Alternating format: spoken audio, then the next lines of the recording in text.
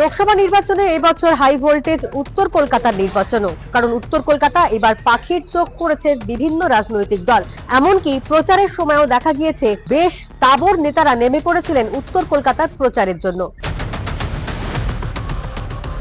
এবার উত্তর কলকাতার নির্বাচনের দিন সকাল থেকেই নির্বিঘ্নে শান্তিপূর্ণভাবেই চলেছে নির্বাচন।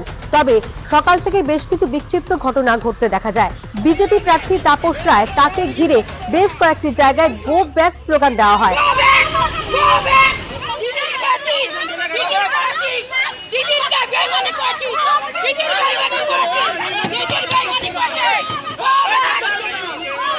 ভোটের পরিস্থিতি মানে ভোটে আমাদের ভোটারদের আটকানোর চেষ্টা, কিছু কিছু প্রিসাইডিং অফিসার তারা একটা অছিলায় পোলিং এজেন্টকে বসতে দেবে না, সেগুলো বসানো।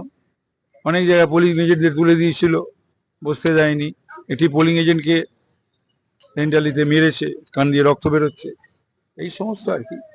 কোথাও বিক্ষোভ করছে, কোথাও প্রার্থীকে দেখে go back slogan. Go back তো শুরু হয়েছে সেই প্রচারের প্রথম দিন থেকে।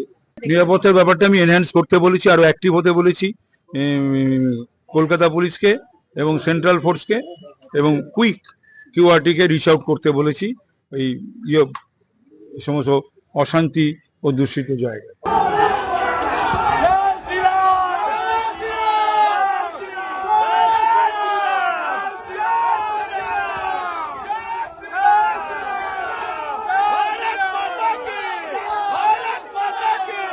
বেলেঘাটা, কাশীপুর এই সমস্ত জায়গায় তাপস রায়কে দেখে গো ব্যাক স্লোগান দেন, এমনই অভিযোগ করেন বিজেপি প্রার্থী এবং তার সঙ্গীরা। যবে থেকে আমি প্রচারে নেমেছি তবে থেকেই হচ্ছে, ওটা হয়েছে আর কি। যা করা যায় না সেগুলো তো দেখবে লোকাল পুলিশ। যাই হোক, বিক্ষোভ হতেই পারে, বিক্ষোভ করুক, তাতে আমার কিছু যায় আসে না।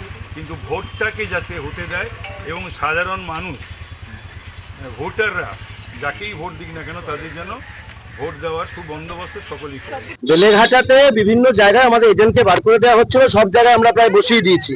এবং বসিয়ে দেওয়ার পর যে রিগিংটা করতে চাইছে এরা, সেই রিগিংটা যেহেতু করতে দেওয়া হচ্ছে না, তাই বিভিন্ন জায়গায় এরা উষ্মা প্রকাশ করছে। বিভিন্ন জায়গায় আমি আর তাপসদা গিয়ে আমরা বসিয়ে দিচ্ছি। গুরুদাস কলেজে সকালবেলা 7 জন এজেন্টকে বার করে দেওয়া হয়েছিল, ওদেরকে সবাইকে বসিয়ে দেওয়া হয়েছে।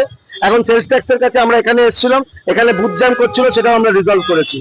কোথাও আমরা রিগিং করতে দেবো না। এবং অন্যদিকে সুদীপ বন্দ্যোপাধ্যায়, তিনি সস্ত্রীক সকাল 8টা নাগাদ ক্যালকাটা বয়েজ স্কুলে ভোট দিতে যান। সেখানে গিয়ে তিনি এই সমস্ত অভিযোগে আমল দিতে নারাজ। তিনি বলছেন ভোট প্রক্রিয়া শান্তিপূর্ণভাবেই চলছে, এমনকি এবার ভোটে যে আবারও তিনিই জিতবেন এ ব্যাপারেও ভোট দিয়ে বেরিয়ে 100% আশাবাদী সুদীপ বন্দ্যোপাধ্যায়। আমার ভোটের গতবার যে ভোটে জিতি, তার পরের বার তার থেকে বেশি ভোটে জিতি।